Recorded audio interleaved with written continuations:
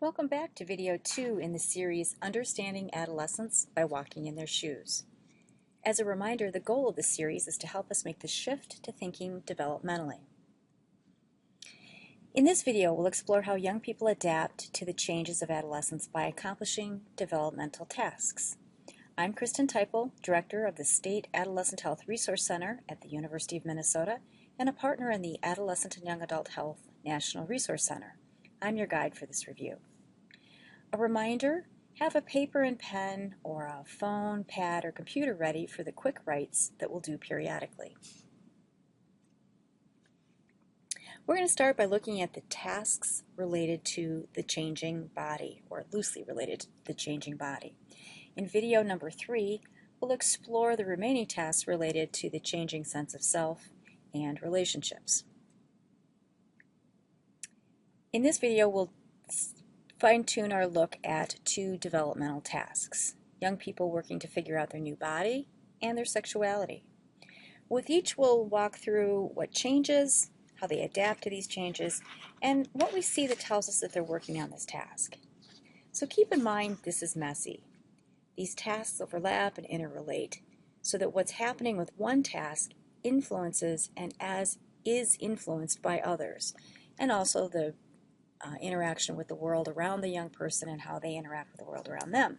It all gets in the middle of it all. And keep in mind that all youth go through these changes. How they react and manage it will vary based on the young person and their circumstances. So, for example, a young person with cerebral palsy will go through puberty and all the other body and sexuality changes, just as a youth who doesn't have a disability. Helping them adjust and adapt and connect with peers is just as important as helping them manage their cerebral palsy. They're young people first, and a person with a health challenge second. So making sense of a changing body, task number 1. This is a really easy one to start with because the changes are so visible and they're ones we're so familiar with. In essence, this task is about young people figuring out how to live in a body that's different. So what changes in the teen's body during adolescence?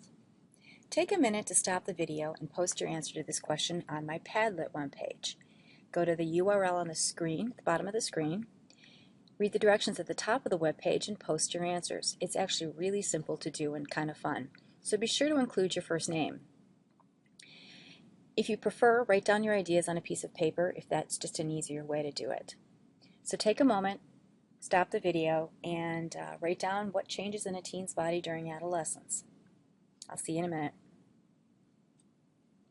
All right, I'm sure you had quite a long list there, because everything about the young person's body changes.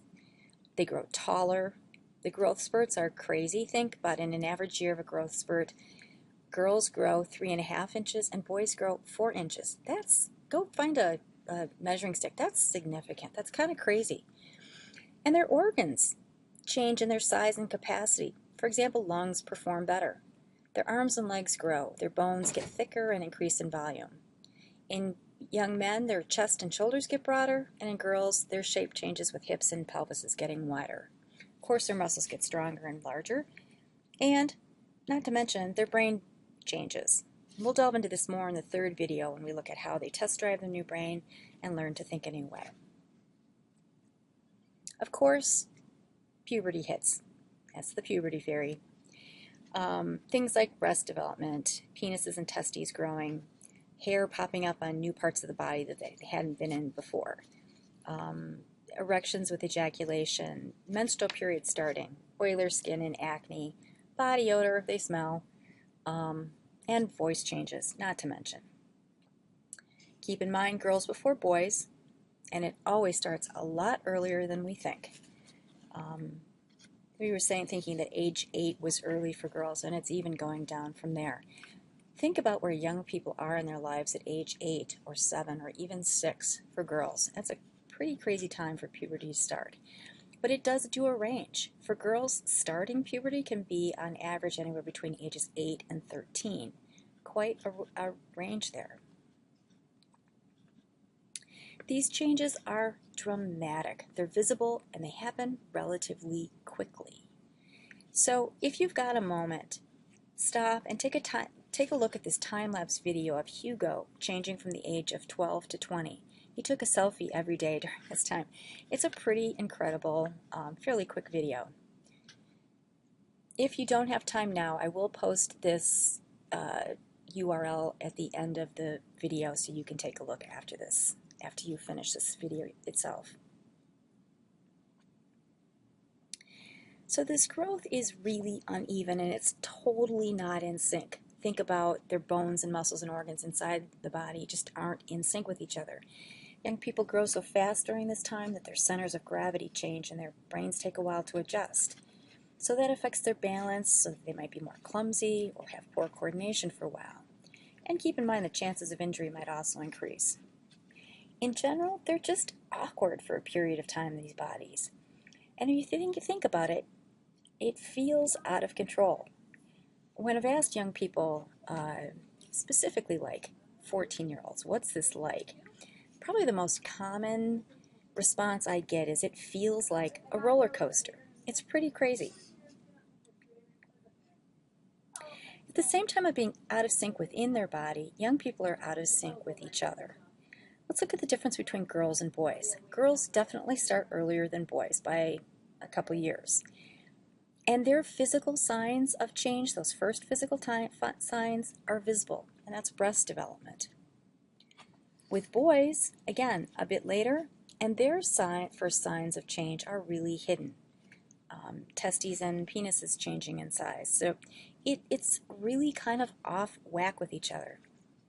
And of course, as they're all going through these changes, they're doing all of this in a cycle, but they do it at different times and different paces. So they don't look like their friends, they're not in sync, and of course, they're comparing themselves to their peers. With all these changes, teens need to adjust not only to their physical body, but this new sense of what this body is all about, their body image. So what do we see that's evidence that teens are working out this adjustment to their body? So keep in mind, these are quick changes, they're awkward, they're out of sync, they feel chaotic, unbalanced, off kilter, and oftentimes out of control.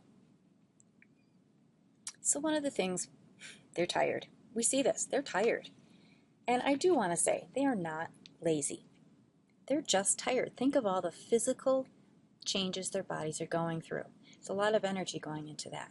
And on top of that, their sleep patterns change. They fall asleep and wake up later, and they need more sleep than adults. So sleep deprivation is truly a problem. And when young people are sleep deprived, it's often difficult for them to learn, create, remember, control their emotions for that matter. Think about that early school start times. Kind of crazy if you ask me. Second thing we see a lot of is this comparing themselves to their peers to make some sense of these changes. They're asking things like, is this normal? Am I normal? Why do I look so different? Because of feeling out of sync and concerned about their body image and all this comparison to others, they often turn inward and focus on internally as to what's going on for themselves. This also has to do with a changing brain and a new way of thinking, which we'll get into in the next video. But to many of us, that this inward focus really looks like they're thoughtless and self-centered, when in reality, they're taking the time to sort of just take stock of what all this stuff is going on and what does it mean for them. It's a crazy time. Given all the change, feeling cranky makes sense, and they are. They often don't know why and have a hard time recognizing this feeling. This also has something to do with brain development. This need for privacy then also makes sense. This is really that time where young people do start shutting us out, both physically, the door slams, the door closes, but also emotionally, sort of stepping back from their discussions with us, their sharing with us, letting us in. Some of that is also creating some level of independence, but they do need this private time to just really work things out for themselves, so they need some space. That's not to say we shouldn't be connected to them. It just means we do need to give them some space. We can also see evidence of all this as they test drive their body by how they dress and adorn their body. So they try on the proverbial new hat of the new sense of who they are by experimenting by how they look. They check out things like, what do I think about what do I look? How do others respond to how I'm looking? And I'm testing assumptions like, do I look older? Or am I ready to make these changes on my own?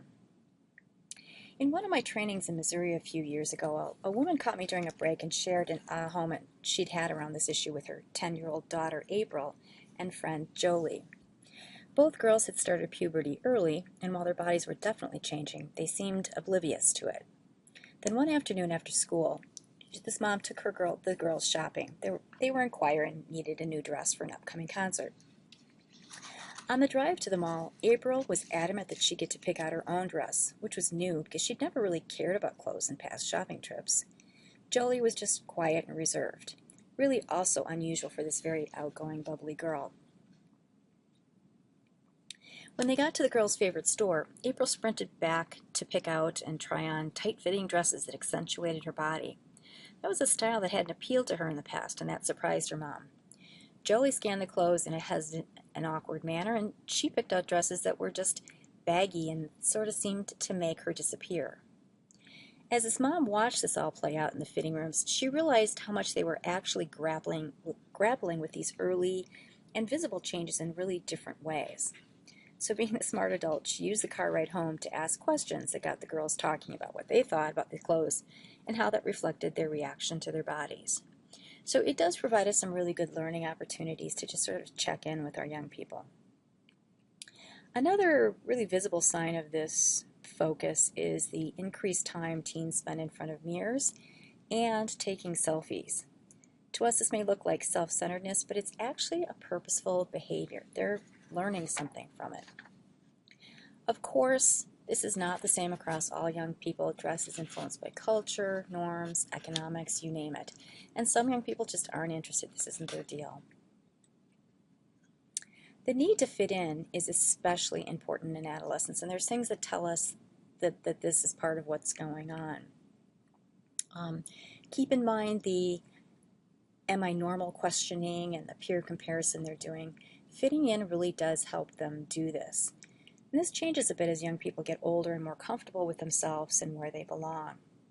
So I encourage you sometime, take an opportunity to observe a group of middle school teens. They often look alike. It's amazing. And marketers get this. In the fall season with the back-to-school clothing advertisements, take a look at what you see. I typically see ads for middle school students where the models are wearing clothes that are really variations on a theme. They basically all look alike, just with some minor variations.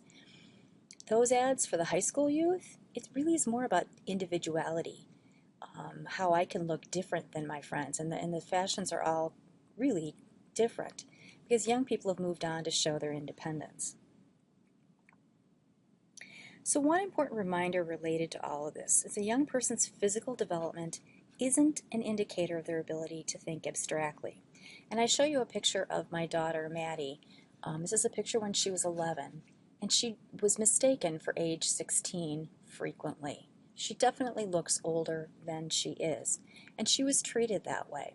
So we need to keep that in mind as adults, that physical presentation is not a sign of where they are developmentally. And that's the same. I used my daughter, a girl, as an example, but think about males and the later development. If a young man is late in starting his development, he's going to look really young at times when they're expected to look older and are treated as if they're younger. And so it's a really difficult situation that we as adults really need to keep in mind.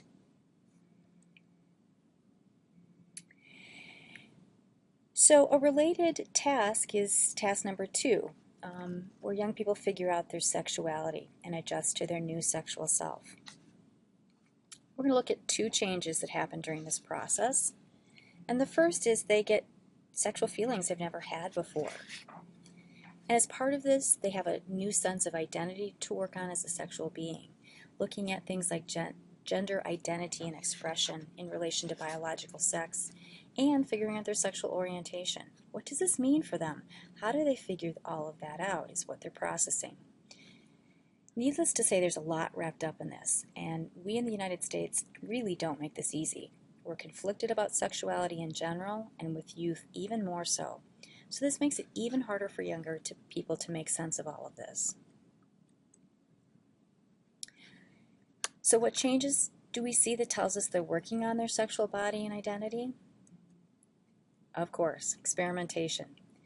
Look at the questions they ask. That'll tell you how they're experimenting and trying to think about all of this. Remember the wild questions that you'd get in the anonymous question box in sex ed? That would freak a lot of us out, but in essence, that was really telling you what was on their mind, what they were really thinking about when they sort of gave up their wild of the moment questions. How they talk is a way that they experiment about sex, about sexual identity, and about sexuality. Their language is very much a way that shows us that they're experimenting. And of course, they experiment with sexual behaviors, acting on these physical new sensations. Something that we need to be part of, but also need to let them work through because this is a very normal part of their life. Of course, they experiment with relationships too, and they're figuring out things like, what is a relationship? What does it mean to be in a relationship? What kind of relationship do I want to be in? What seems or feels right or wrong? What are my values related to relationships? What am I ready for or not? What's a healthy or a good relationship? And how do I deal with issues like abuse and violence that might have been part of my history or part of my present? Big issues. To get in the middle of all this, to sort of put ourselves in their shoes, take a look at the language young people to talk about sex and sexuality and dating. It can tell you a lot about how they're thinking about things. So the URL at the bottom is to a site on 10 dating slang terms from the 2014. Take a look and compare that to the slang in the 1950s related to relationships. There's some real commonalities here. Sometimes I think we feel like young people take relationships very casually, and sex and sexuality is just sort of this casual thing that they do. But I really do think that's part of their expressing and figuring it all out, because there was a lot of that going on in the 1950s, if slang is any indication of what was going on. Embedded in all of their work is developing skills, like attracting a partner and getting in and out of relationships. And this is a real text message breakup between two 15-year-olds. Take a minute to just run through it. Again, we don't give young people that how-to book. They're figuring it out on their own. Relationships, however young people define them, change frequently, and this is normal. They're trying it out. They're getting experience. And it includes a lot of drama. This drama makes sense because this is all new. They don't have experience to draw on. They're working on new skills as they go, like building a bicycle while you ride it. And their brains are more aligned to the emotional end. So we need to take that drama seriously and help them think it through. It's really easy to just sort of brush it off and say, oh, no big deal. But it is big to them. There's a lot that they're learning. So it's important we help them process. To wrap this all together, spend a little time exploring the questions teens have about sex, sexuality, gender, and identity. This is a great TED Talk webpage to look at. It's about what teens really want to know about sex, and it's an excerpt from the book, For Goodness Sex, Changing the Way We Talk to Teens About Sexuality, Values, and Health. And while you're there, you might also want to watch this TED Talk that goes along with it, called Sex Needs a New Metaphor. Here's one. And it's comparing the metaphors about sex between baseball and pizza. It'll make sense when you read it. So if you've got time, take a look and go look at that. Otherwise, catch this URL at the end of the video. Okay, so it's clear that young people work hard to accomplish these two developmental tasks loosely related to their changing body. The next logical question to ask is, what do they need to help them be successful? So again, take a few minutes to stop the video and think about these developmental tasks. Put yourself in their shoes and think about what all of this might feel like, what it might be like. Then pick up your pad of paper and pen or your computer or phone or whatever and do a quick write by jotting down ideas on what they need to help them be successful in figuring out their new body and their sexuality. So here's what I came up with. Your ideas and mine might be different, and that's okay. The importance is to use development to think how we can help adolescents and young adults through this process. I've organized my ideas into 2 categories. The first is they need us to be the adults who can comfortably talk with and help them think things through. They need us to listen, to do a lot more listening and a lot less telling. And they also need us to ask questions to help them put it all together, to make some sense of it all. They need us to take their privacy seriously. It's their time to do work. And it doesn't mean we disconnect and just sort of walk away. It means we respect this need. So how can we come up with ways to offer this privacy but still stay connected? And think of the anonymous question box. How can we think creatively and take this idea into the 21st century or to a little bit higher level? Finally, they need us to accept and recognize that they're sexual beings, not shy away from this and make this important aspect of their life controversial. The second category I came up with is all about opportunities. Those opportunities to be active. And that's not just about providing sports and physical activities in schools and communities. While that's important, it's also about making whatever we do with them active and moving. Programs where we have young people sit and talk, or sit and listen, are deadly and designed to miss the mark. Young people need to learn by actively engaging in whatever they do. Learning by doing is also wrapped up in giving them opportunities to try things out. Keep in mind, experimenting isn't a bad thing. It's not just about sex, drugs, and rock and roll. We need to help them try on, try out, whatever it is we want them to learn. Ideas, skills, identities, you name it. Building in supports for experimentation is critical. The third item is a very practical one. As young people explore their sexual body and sexuality, many will need access to reproductive health care that really fits them, and that's the telling point here. Besides access, that care needs to fit them. It must be youth-centered in order to be truly effective. Lastly, they need our support to get enough sleep. It's not enough to tell them to turn off their electronics and get to bed earlier. While that is important, we also need to plan our efforts to support adequate sleep. That's why campaigns to move back school start times for middle and high schools students are popping up across the country. Okay, next steps. To put this all together, take a few minutes now or when you're done with the video to pick a need. This can be one from your list or mine that you can address in some way in your work. Write down the need and write what you can do about it. Let me give you an example. I love the idea of lots of teen-friendly adults running around my state, listening and helping young people think things through. I would love to have this cadre network of people doing that. So I'm going to take my PrEP program, my teen pregnancy prevention program, and train all my grantees in adolescent development and how to be youth-friendly adults.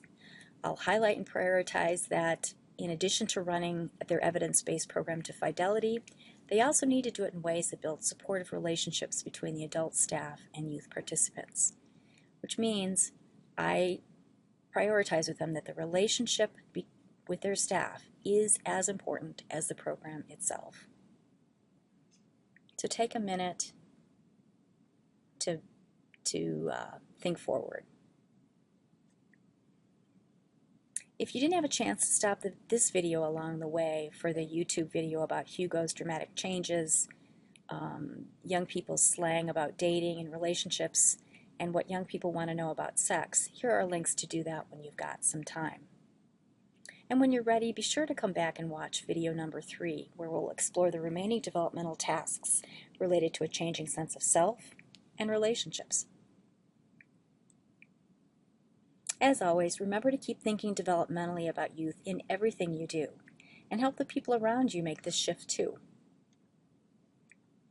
Finally, let me know what you think. I'd love to hear your thoughts and ideas and insights, so drop me a line. Thanks.